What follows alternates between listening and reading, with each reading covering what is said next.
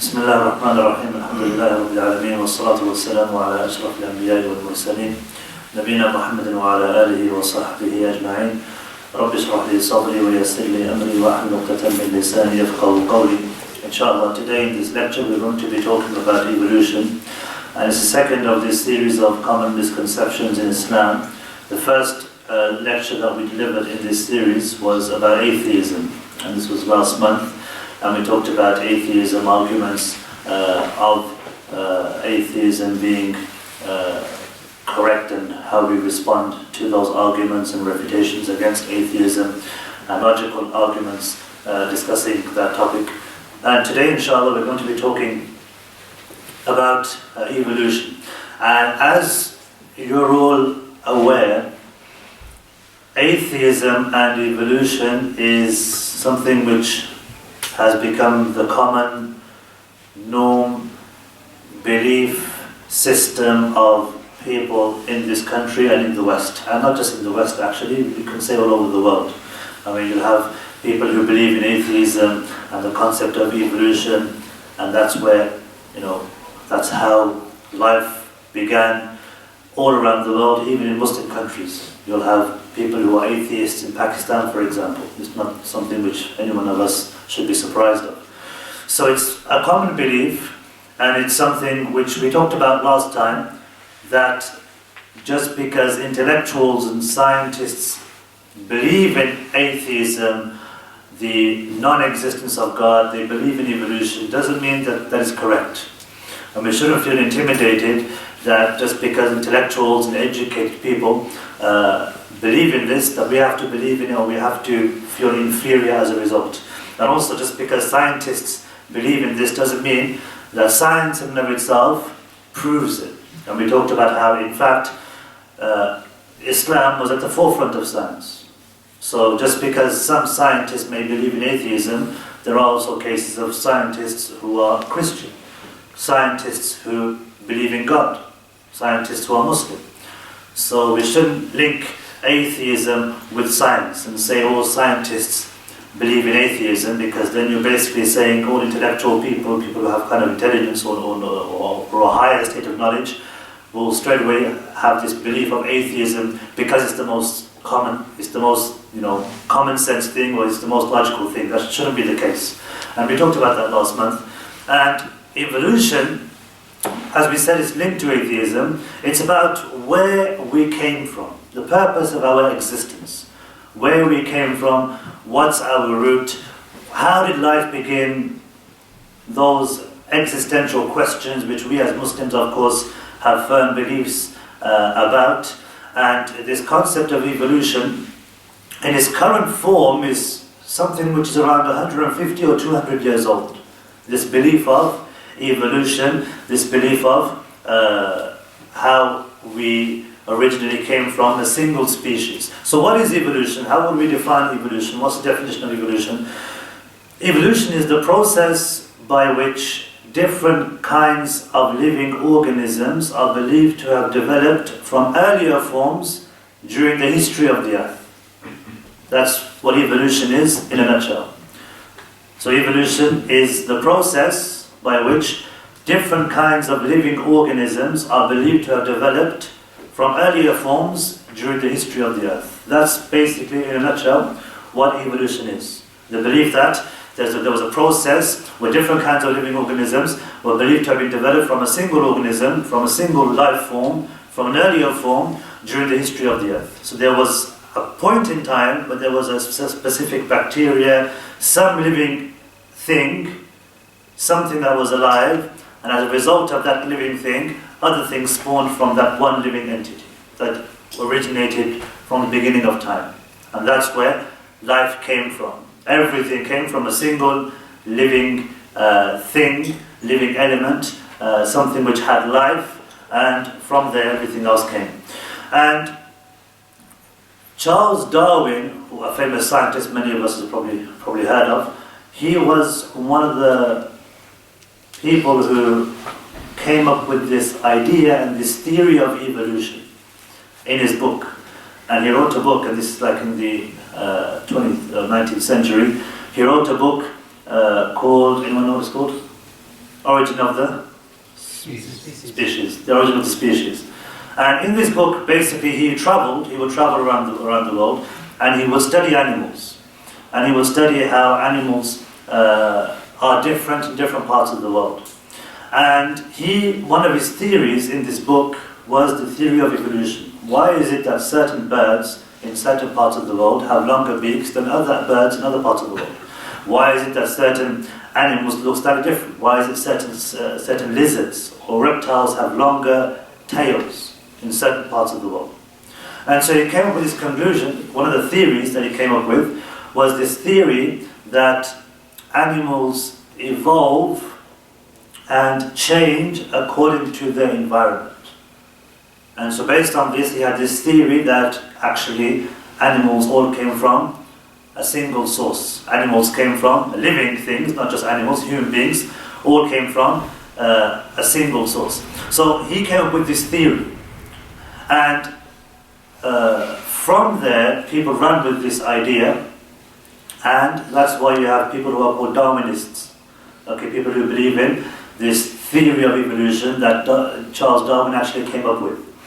And what's interesting is, if you actually read about Charles Darwin, he was a Christian. He actually believed in God. So even though he came up with this theory, he was somebody who believed in God. And what's also interesting is when he wrote the theory of evolution, after he wrote that passage or that chapter about the theory of evolution, he wrote about problems with his theory because he was a scientist. So he talked about problems with the theory of evolution.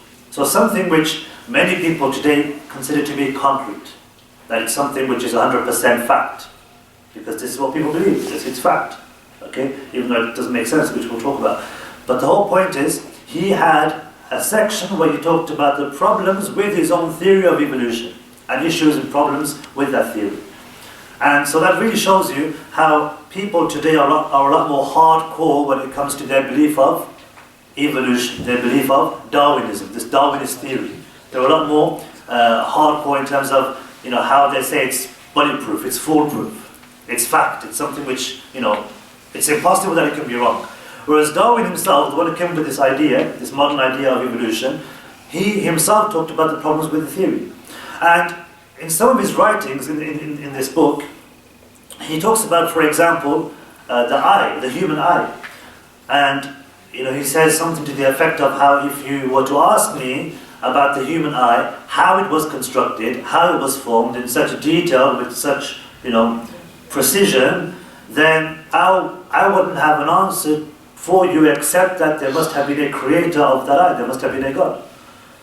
And this is something you can find online. If you go online, you can actually find these kinds of comments and statements which he said about this idea of there must have been a God. So even he himself actually considered this idea of a God. He was somebody who was a Christian. He believed in God himself. And that's something which you don't hear too much about nowadays. As I said, people have taken certain elements of what he said and they've kind of just run with it. So if we were to look at some of these arguments, they'll say and they'll use certain theories or ideas, and they'll put it into people's heads. They'll ask certain questions. They'll say, for example, what is the origin of life? How was life formed? Where did life come from? And as Muslims, of course, we have the belief and the story of Adam alayhi salam. But more importantly, there are certain arguments which are used by Muslims and also non-Muslims with regards to where everything came from. One of those arguments is the first cause argument. The first cause argument. Basically, the first cause argument states that everything has a cause. Everything is caused by something. For example, if a rolled up piece of paper landed on my table right now, just landed from over there, landed here on my table, no one would say, SubhanAllah, that paper just appeared on your table. No one threw that paper.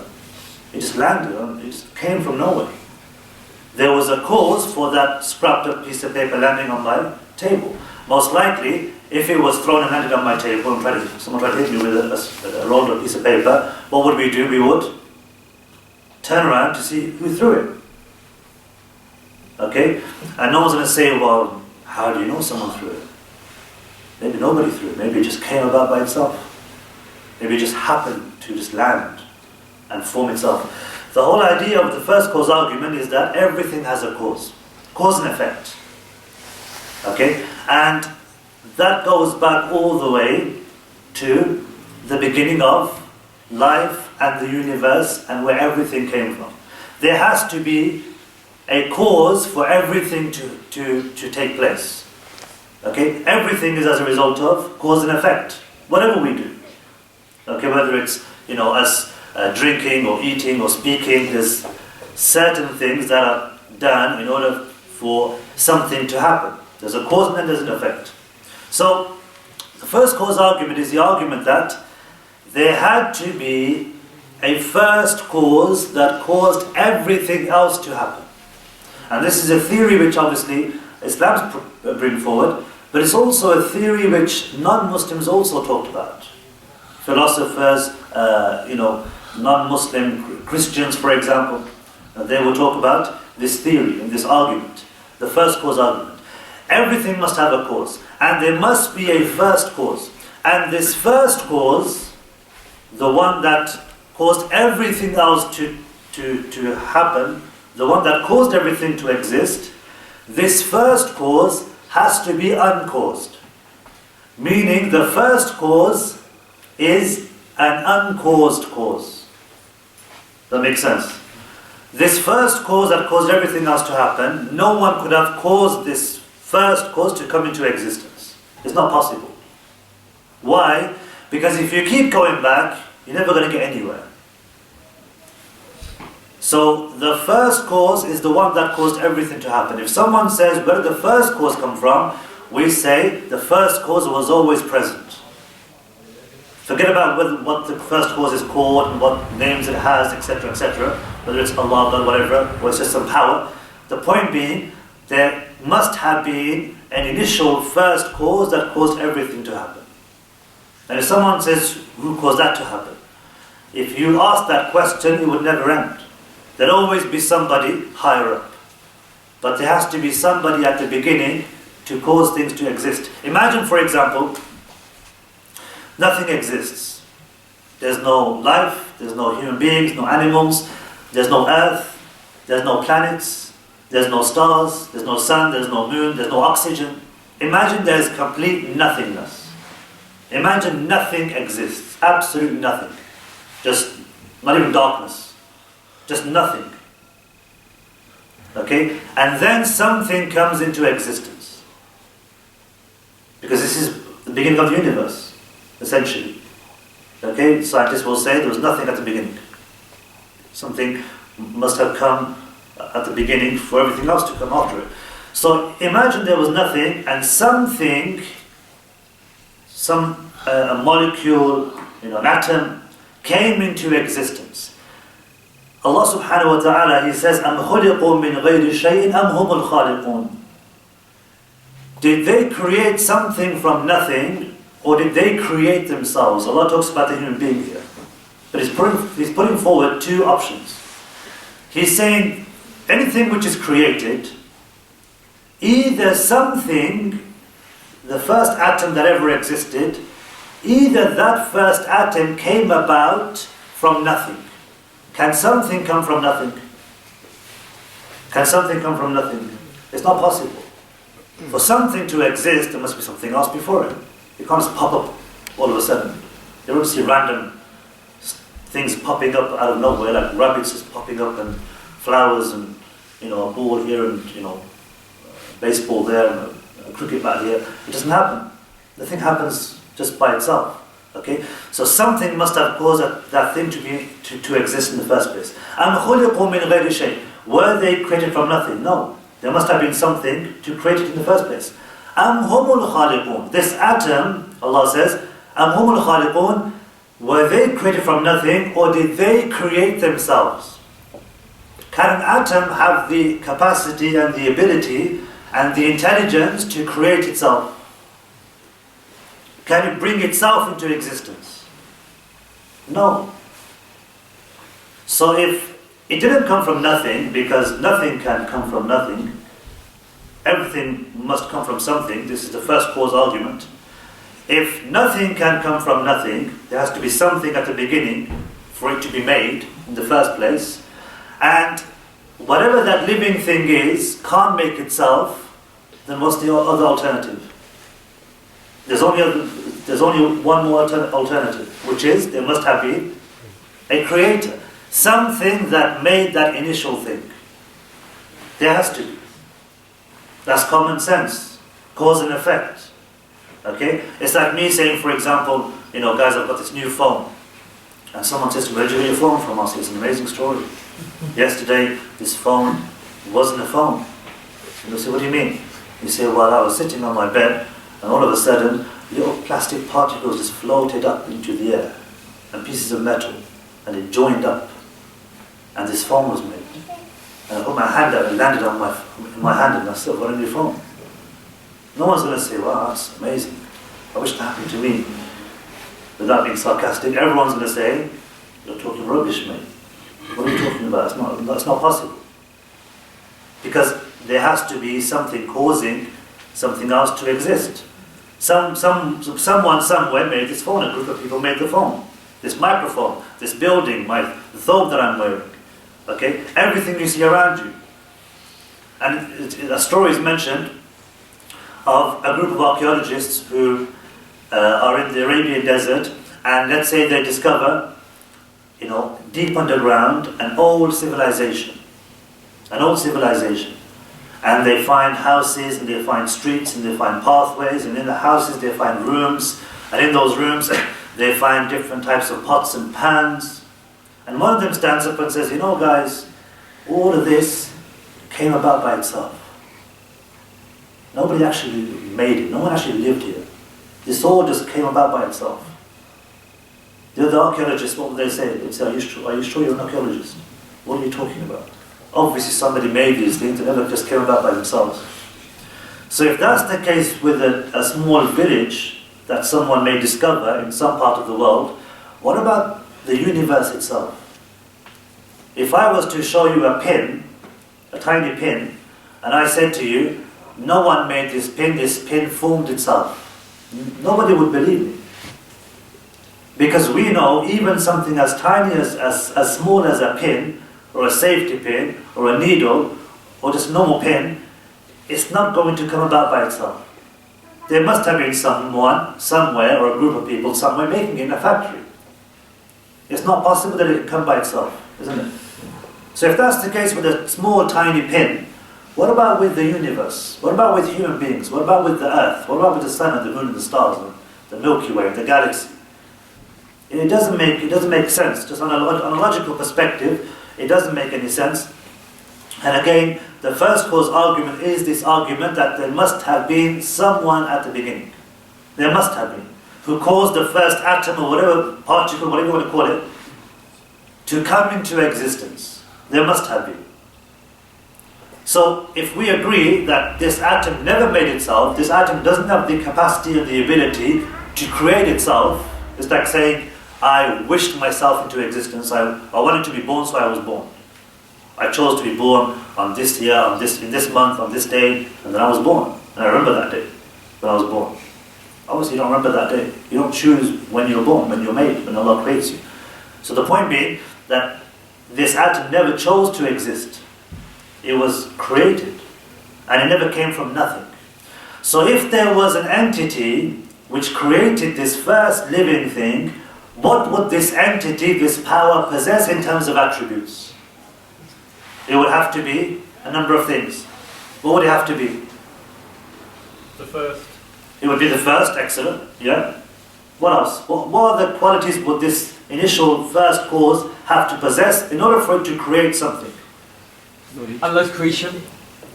Allah's creation is the atom. What kind of attributes would this first cause have? Almighty, yeah. Knowledge, you got? Knowledge, you have to have knowledge. It can't create something without knowledge. It has to have some power. It has to have some power. It has to have ability. It has to have power. It has to have knowledge. Okay, it has to have wisdom. And subhanAllah, all these are names of Allah. These are all names of Allah. Al-Alim, the most knowledgeable. Al-Qawi, the most powerful. Al-Azim, the most great.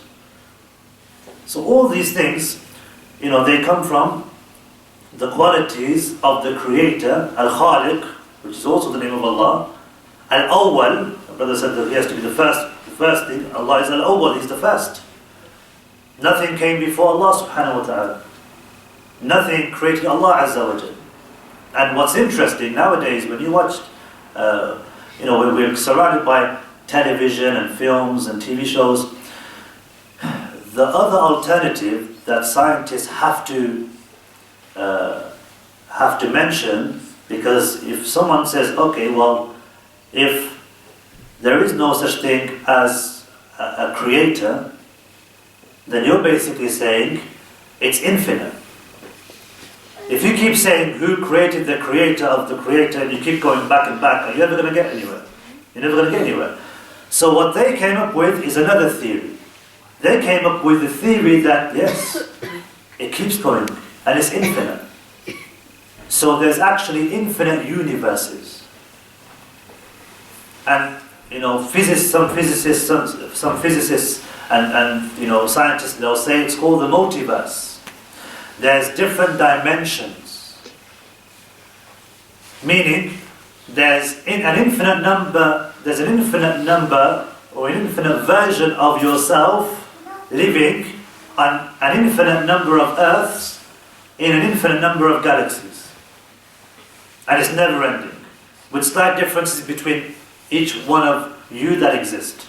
And nowadays, when you watch television shows and films, you have this is the theory which is quite common now. A guy will time travel to another dimension, another universe, and he sees himself there, and he's slightly different world. This is all based on this idea that it is infinite. Because if you don't believe there's a creator, you're basically saying it's infinite. And that logically doesn't make any sense. How can there be an infinite number of human beings living in an infinite number of Earths? It just doesn't make sense, doesn't make any sense, doesn't register. It doesn't make any sense. And there's no evidence to prove it, it's a simple theory that people use. So the point being, this first cause argument is an argument to prove the existence of Allah. And the first has to be an uncaused cause, meaning nothing could have caused Allah to exist. If someone caused Allah to exist, then Allah wouldn't be Allah. He wouldn't be the all-powerful, because now there's somebody that's created him. He wouldn't be Al-Khaliq, the creator of everything, and the one wasn't created because now something else has created him. He wouldn't be the most knowledgeable because someone with more knowledge has created him. So Allah, in essence, God Himself can't be created. That's the whole point. That's what God is. God is uncreated. He's all-powerful. He creates and He wasn't created Himself. He is the first, He is the last, nothing came before Him. So that's the first argument that's mentioned. Another argument that's mentioned is the design argument. And the design argument is the argument that things have been created and designed so intricately and with such precision and with such detail that they must have a creator. There must be a creator. Like we mentioned, it's impossible for someone to pick up the tiniest thing, like a pin, and say this came about by itself. No one would accept that. No one would say a pin just made itself. The pins that you use or your family members use at home for whatever, for the hijab or whatever the case, it never came about by itself.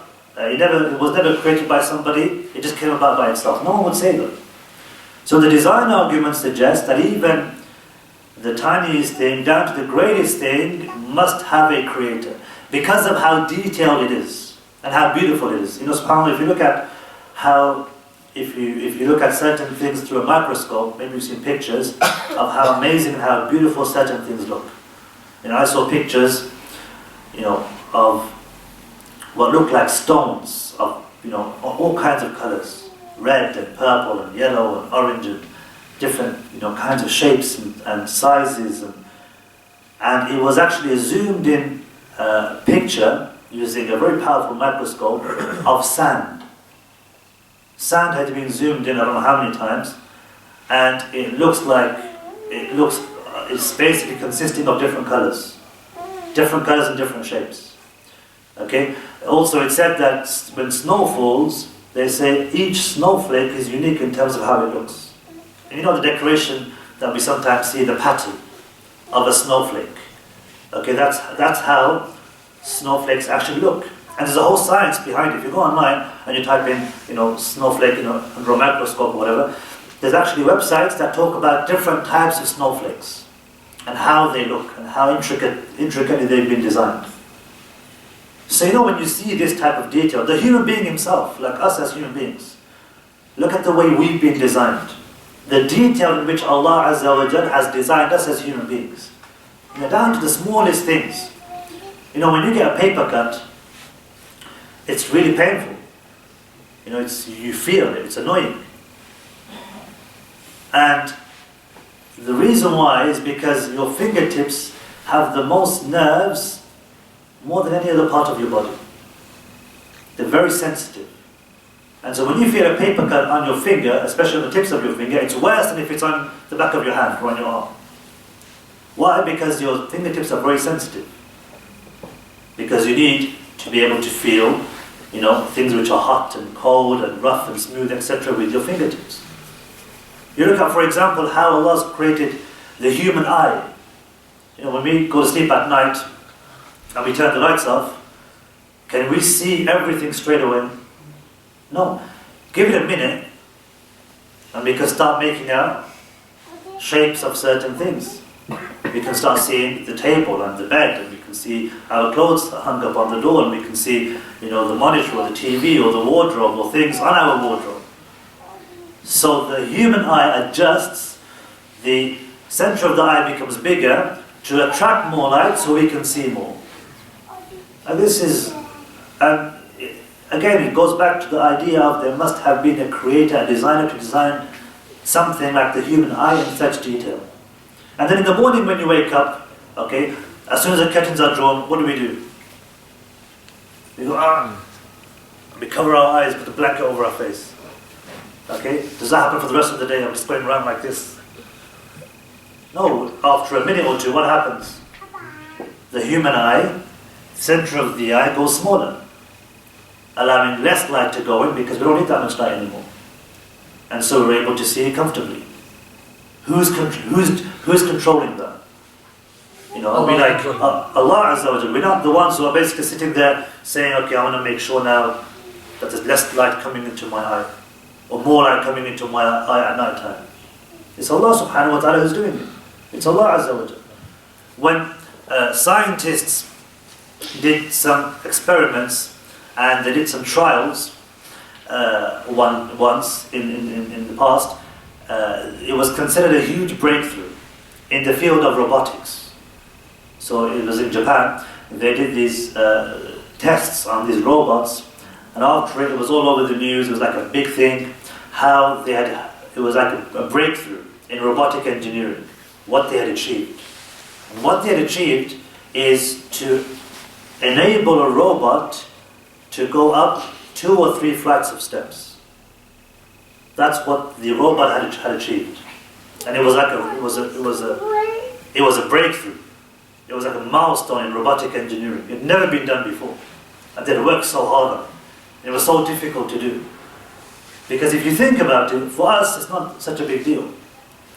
But to program a robot, there's so much that goes into it.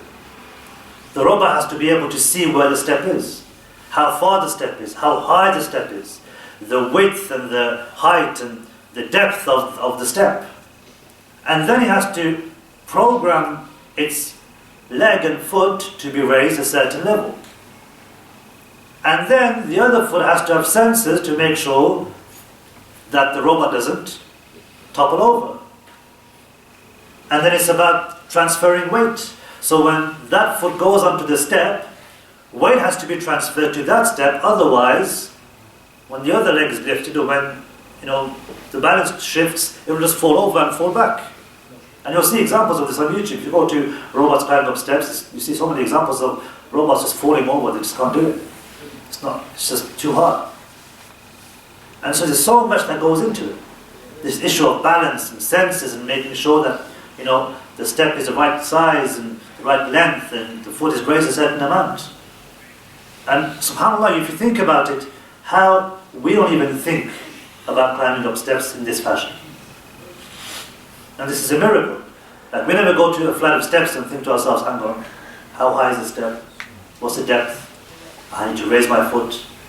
Isn't it? We don't do this. We just jump up 2 flights of steps. We jump down 3 or 4 flights of steps sometimes because we can, because it's fun. We never think about how high the step is. We're losing our balance. Unless a child is learning how to walk, that's different. And this is a sign of Allah's design. And there's order in the universe. So if you look at everything that's around us, there's order in terms of how things happen. The sun and the moon and the orbit of the earth and the sun and the moon and the stars. There's a pattern. There's order. There isn't chaos in the universe. Everything is done in a specific order. Everything is organized. If you sat at a table and there was a plate and there was a napkin folded into a triangle and there was a glass half on top of the napkin, and there was a knife and a knife on your left and a fork on your right, and there was other things, you wouldn't say to yourself, this was just random. It just came about by itself. There was somebody who placed those things in specific ways. So with regards to the universe and how specific and how much order there is in the universe, it can't come about by chance. There must be an order that everything happens with through a creator who caused that order to exist. If there wasn't a creator in the first place, there wouldn't be this organization and this order. There'd be randomness, there'd be chaos. Okay, the opposite of order is randomness, chaos. Randomness is just anything happening by any chance. Like, I'll flick a coin and it'll change into a bird. For example, that's randomness. There's no specific order. There's no system. If we throw a coin, we know it's either going to be heads or tails. That's just how coins are. That's what we believe. So the point being, if there wasn't a creator, there wouldn't be order. Because there would be randomness. Things would just happen by random, for no reason whatsoever, and nothing would make any sense. And that's not the case. Everything happens in a specific way. There's orbit with regards to galaxies and the sun and the moon and the stars and earth, and there's order in the universe with regards to everything. So, when we talk about evolution, brothers and sisters, we've talked about the first cause argument, the design argument, how there must be a first cause. There must be a designer to everything we see because it's so detailed, there's so much order, so much precision, it can't have just come about by chance. Okay, there must have been somebody with this immense amount of knowledge who created it. It's like looking at a painting. It's like looking at a painting or invention and an advanced piece of technology and assuming that no one made it, no one painted it. Of course there was somebody who painted it, there was somebody who made that piece of equipment. So, with regards to evolution, again, like we said, Darwin, he came up with this theory. Theories are things which are not fact. A theory is an idea. A theory isn't something which can be proven. And science is based on observation. Science is based on observation. Things that you see. Okay, when we do chemistry and physics and biology in school, it's all based on things that we see. Reactions, heat and animals and how they look and how they behave and plants and chemicals. When you mix two chemicals together, it's all based on observation, how you see things. Science doesn't talk about what happened before you can ever observe anything. So before anything ever existed, that's not the domain of science. That's not in the realms of science. Science doesn't talk about things which never existed. They could have theories, but science is based on observation. You can't observe things that you never saw. Also, documentation throughout history has never shown that animals have changed forms. So evolution, we said, was the idea that living organisms develop from earlier forms. So one specific animal changed into another specific animal. There's never been any documentation in history showing us, for example, that a cat changed into a dog, or that a horse changed into a snake, or vice versa, or a fish became, whatever it is, a bird, for example. Never in history has there been ever any documentation showing that there's been evolution taking place in animals. Throughout the history of people recording things, whether it's on paper, whether it's on walls. In fact, what's mentioned is how Egyptian drawings from thousands, hundreds of thousands of years ago, ancient Egyptian drawings, had drawings of animals that still look the same today. So they would have the very famous cats they would have in Egypt. Anyone know what they are? Sphinx. Siamese cats. Siamese cats. Siamese cats, they would have pictures of them. They would draw pictures on the walls of Siamese cats. Those Siamese cats, what do they look like today? The same. This was Siamese cats. They haven't changed into something else. Right, but that's only like 5,000 years though. That's not recorded history is maybe 5,000-6,000 years. Yeah. It's not, I don't know, Homo sapiens been around 60,000 Yeah. years. Yeah. The animals changing, they're saying that was over 100,000 years. Yeah, I mean, generally from what I've seen, from what I've researched, I haven't come across anything that's mentioned how animals specifically have changed from one kind to another, from one type of animal to another. But that's something we can shall move on to inshallah later on. Their argument is it's over 100,000 years, not over. But again, there's documentation from what I've come across. There's nothing proving that in terms of what we can see. Of course, there's certain arguments that may be mentioned with regards to other things that they might use as evidence. But generally speaking, in terms of what we can see of animals over time, from what we can see in terms of drawings, papers, etc., that's something which hasn't been shown. Also, this idea of survival of the fittest. So another argument that's mentioned is survival of the fittest. The fact that only the strongest animals will survive. This is an argument that's mentioned by those who believe in evolution, those who believe in Darwinist theory, etc. They'll say that the evidence, or they'll say a theory that we also have is only the fittest animals will survive. Those who are weaker in any way won't survive. And other scientists, even like non-Muslims we're talking about, have actually refuted this. And they've said it's not possible because certain animals that couldn't have existed as a result of how they looked or certain things that they possessed or they didn't possess, they still continue to exist. So for example, there was a scientist in the past by the name of Etienne Ribot, a scientist from the past, and he said there's no such thing as survival of the fittest, and he gives examples of lizards who maybe weren't as strong or didn't possess certain qualities as other lizards that maybe shouldn't have existed in today's time. Also you have, for example, the example that people give of birds, certain birds that shouldn't exist. Chickens, for example, have wings, but they can't fly. So this idea of survival of the fittest things surviving over time because they're the strongest, because they're the fittest, that shouldn't apply because chickens exist, they have wings, but they don't fly. So that's something which is mentioned with regards to survival of the fittest. Some insects, for example, have wings, but they don't fly. Certain ants have wings, but they don't fly. So if we were to believe this idea of survival of the fittest, then these types of animals, the point being, these types of animals wouldn't exist.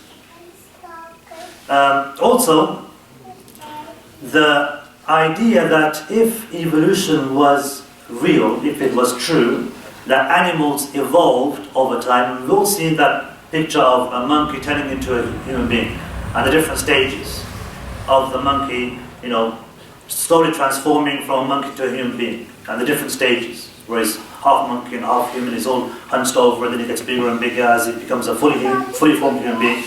And if we look in history, again, there's never been any documentation of, monkeys or apes, whatever the case may be, turning and having those different stages of the evolutionary cycle turning into human beings. You see the case that there's a monkey or there's a human being. You'll never have anything in between. There's never been any recorded history of anything that's existed that's been between the two.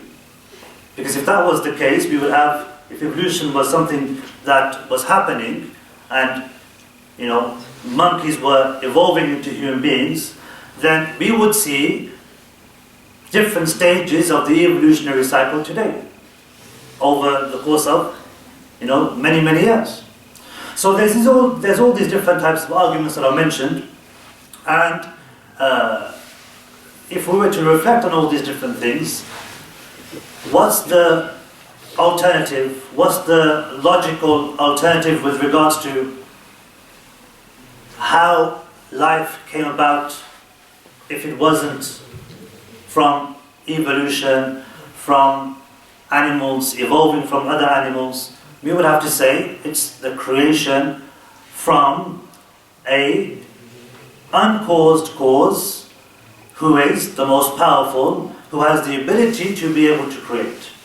Now what's interesting is, some have mentioned, and even some scholars have talked about certain ayat which do signify, and some scholars mention some verses that they say may show how there could be an argument that animals, specifically animals, not human beings, could have come from one specific origin. This is something which is mentioned. And certain ayat are mentioned. So for example, they'll say, Allah says, وَجَعَلْنَا مِنَ الْمَاءِ كُلَّ شَيْءٍ حَيٍّ. Allah says, verily we created every living thing from water. And so they say this could be proof that all living things, apart from human beings, obviously, because as Muslims we believe Allah created Adam alayhi salam specifically, they say this could prove, or this could be an evidence to maybe suggest that all animals had an origin. All animals had an origin, and from this origin other animals were created. This could be the case. It could suggest this. Also Allah subhanahu wa ta'ala, He says, وَاللَّهُ خَلَقَ كُلَّ دَابَةٍ مِّن مَّاءٍ. Allah says, and Allah created every living thing from water. And so this idea, because the idea with evolution is that originally the origin of life came from the sea, came from the ocean. And from the ocean, everything else basically came as a result of whatever was living in the ocean. Call it fish, call it whatever you want. Whatever was in the ocean came first, and then everything else came afterwards. And so some mention, Muslims will mention these ayat, suggesting that possibly this could be the case. And, again, this is something which is the knowledge of Allah subhanahu wa ta'ala. But what we do know is that with regards to the Quran is something which is 100% accurate. It's something which we can't deny. It's something which is a speech of Allah subhanahu wa ta'ala. It's something which over the years, over the centuries, has been used, recited, unchanged. Nothing's been added, nothing's been taken away. It's something which brings about peace and tranquility to the hearts. It's something which a person recites, and it has the potential to be able to cause a person to find peace. And it's something which can cause a person to be cured of illnesses and diseases. Whether it's something physical or whether it's something internal, something emotional, something inside of him. The Quran is something which is a miracle, and it's a speech of Allah subhanahu wa ta'ala. And as Muslims, we have to believe everything which is in the Quran. And that's something which is part of our iman. And you look back at the companions of the Prophet sallallahu alaihi wasallam, they would obey Allah and His Messenger even when they had no idea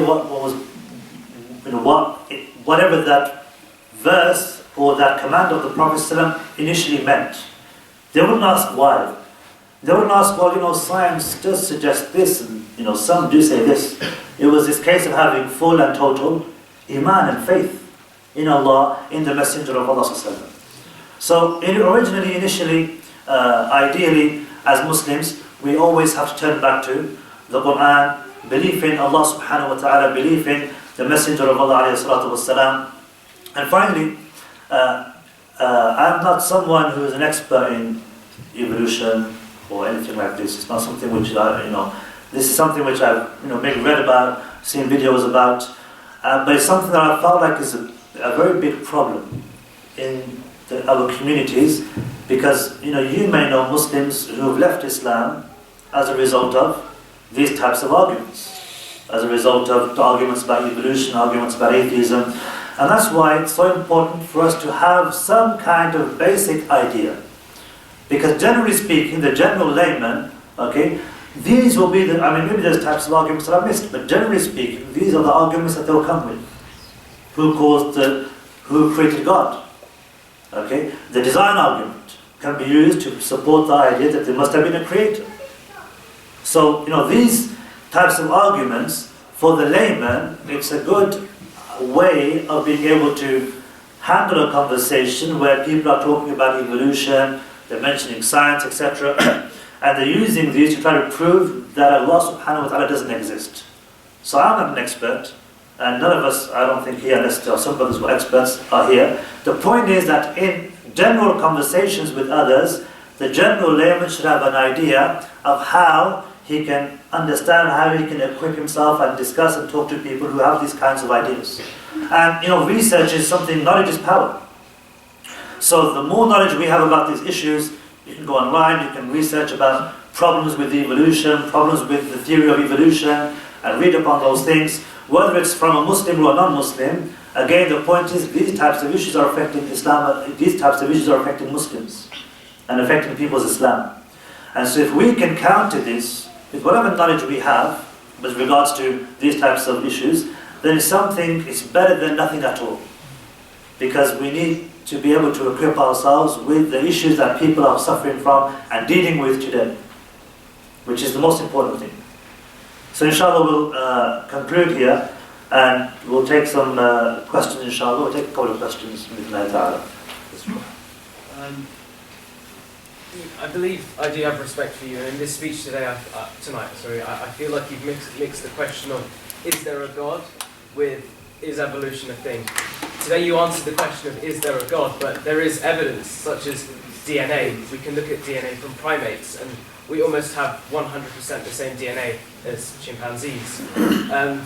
And no one's suggesting that we've evolved from monkeys. That was Darwin's theory, and as you said, he did contradict himself at the end of his book.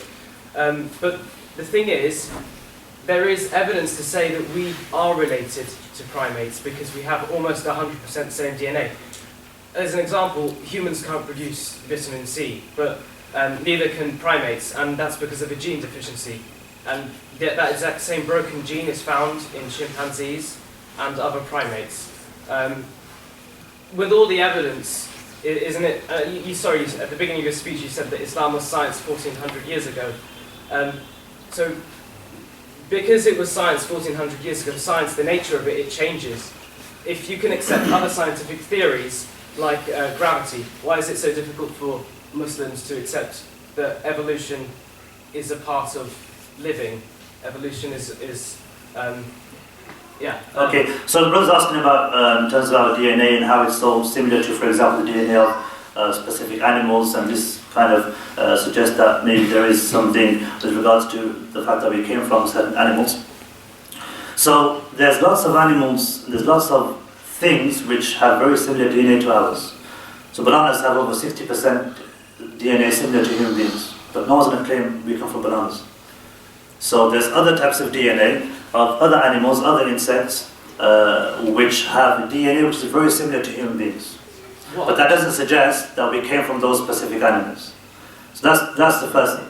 The second thing, with regards to science always changing, that's exactly the point, which I didn't mention in the actual talk.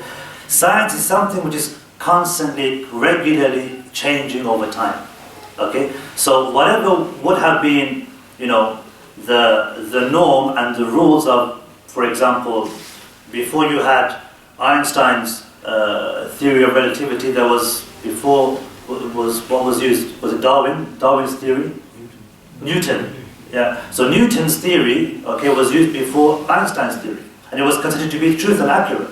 until Einstein came along and said it's not accurate. Sorry, can I just clarify this point quickly? Yeah.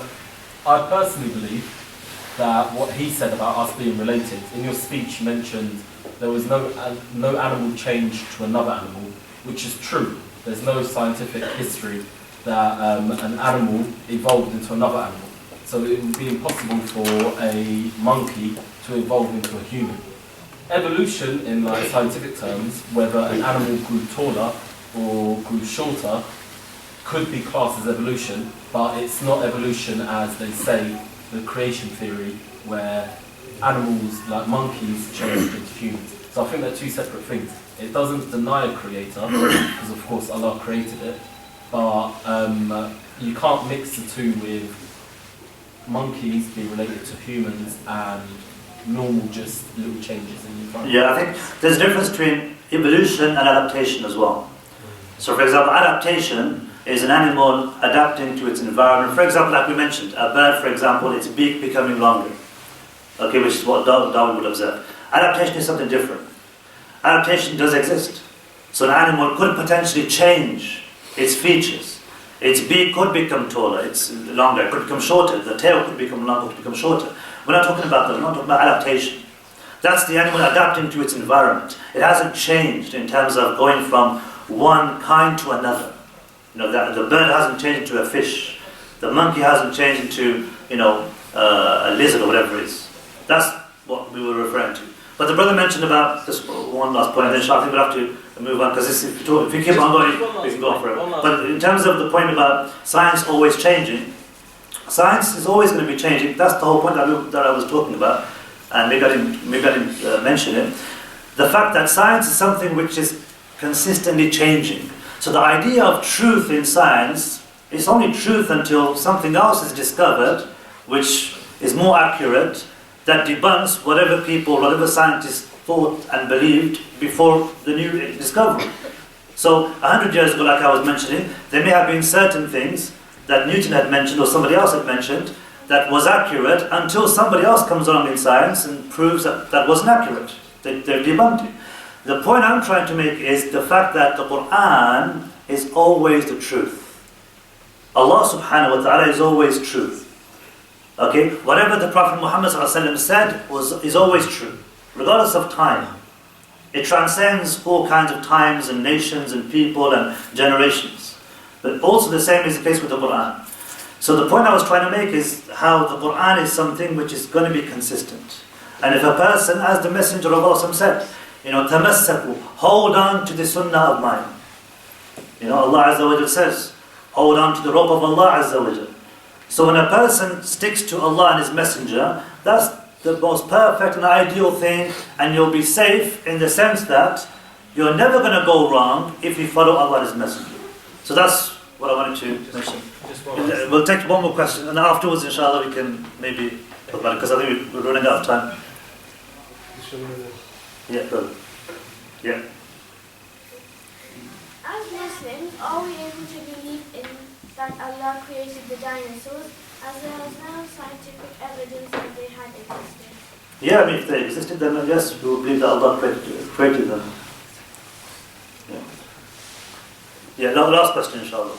Just one reflection of what the brother said earlier, about the DNA, and this is my area, to be honest. If that reflects anything, that reflects that there's only one creator, who is Allah subhanahu wa ta'ala. So I'm not denying that. I'm not denying that. I'm just... No, exactly. So the way Allah subhanahu wa ta'ala created that kind of genetic information, and how everything just like it is one cell. So to be honest, I have this argument in the university the other day. I'm consulting the edition, by the way. How can a single cell, just looking at the cells, the single cell gives you the eye, gives you the boob, gives you the red cells, gives you the hair, gives you the skin, the muscles, everything. Just one cell. With the same genetic material, with the same content, with the same information, with the same everything. I've asked him, how can he split into these different layers? Ectoderm, mesoderm, endoderm, all these things. Still, there is the power that you mentioned earlier. Even subhanAllah, Allah created these diseases and everything just to show us the mercy and how Allah subhanahu wa ta'ala, Qadir, Alim, Khalaq, Awwal, Akhir, all that is mentioned. SubhanAllah. Yeah, I just want to finish off by saying that it's really nice to see brothers who have knowledge in these types of topics. And I don't doubt for a second that there are brothers here who are more knowledgeable with regards to these types of issues, such as the brothers who are sitting here, with regards to these types of issues, evolution, science, DNA, etc., etc. But I think what's important is, like I said before, knowledge is power. So the more knowledge we have on these types of issues, there will never be a case where the more we learn, the less will be distance from Allah Azza wa Jalla. The more we learn, will increase in our iman and faith and belief in Allah's existence. So inshallah, I think this type of dialogue is something which you brothers and sisters can continue inshallah once I'm gone. And you can contact me, you can send me some information, whatever you feel like you need to in order for me to maybe do better in the future with these types of topics. But the point being, these types of topics need to be discussed. And they have to be talked about. And there has to be discussion about these. And inshallah, these discussions will be fruitful when people talk and there's dialogue and people benefit one another with regards to the knowledge. And we ask Allah subhanahu wa ta'ala to keep us humble in terms of our efforts that we make, and that Allah subhanahu wa ta'ala bases our teachings and bases our statements and our speech on knowledge, and that Allah subhanahu wa ta'ala gives us sincerity and success in this life and the next. Jazakumullah khair. Subhanakallahumma bihamdika ashhadu an la ilaha illa anta astaghfiruka wa atubu ilayk.